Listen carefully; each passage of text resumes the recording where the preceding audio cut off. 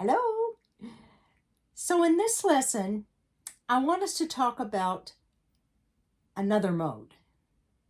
And this mode is the Aeolian mode. So put your harp in C major, all naturals, and I want us to play the scale from A to A. Ready? And name the notes. A, B, C, D, E, F, G, A. Let's do it again. And this time I want you to do the scale degrees. 1, 2, 3, etc. Ready? 1, 2, 3, 4, 5, 6, 7, 1. Okay. Now, let's determine whether this is a major or a minor mode. So 1 to 3, A to C. Is that a major or minor third? Well, in fact, it is a minor third. So this is a minor mode. And let's figure out the defining note in the scale, and we'll stop on it and talk about it. Ready? Play with me and name the numbers. 1, 2, 3, 4, 5, 6. Stop. And 7. And back to 1. So 1, 2, 3, 4, 5, 6, and 7 are a little different than the other minor scales. We're not going to talk about those right now. Let's just talk about this particular mode. Now, because we did not alter any of the notes, we set our harp in C major, and we just moved down a minor third to A and played the scale.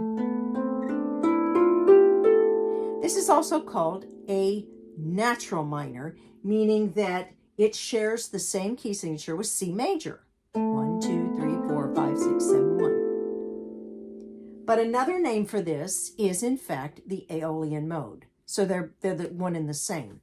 So as we play, I think the two more interesting notes, A, B, C, D, E, are the F and the G. These two notes. So I want us to come up with a chord progression that actually has 3 chords, but they're in sequence, so it's not too bad. It's just going to be A minor twice, and then we're going to play G major with your right hand, but you're going to keep A in the left hand. And then we're going to move down one more string to all fingers to F major with A in the bass. Back to G twice. Play this with me, please. A minor. Now G, F, back to G. So that is our chord progression. So let's practice our 3 chords with the metronome. I'm going to put it on 75 with the subdivisions. So it's going to be A, G chord with A in the bass, F chord with A in the bass, back to G, back to A minor, now G, F, G.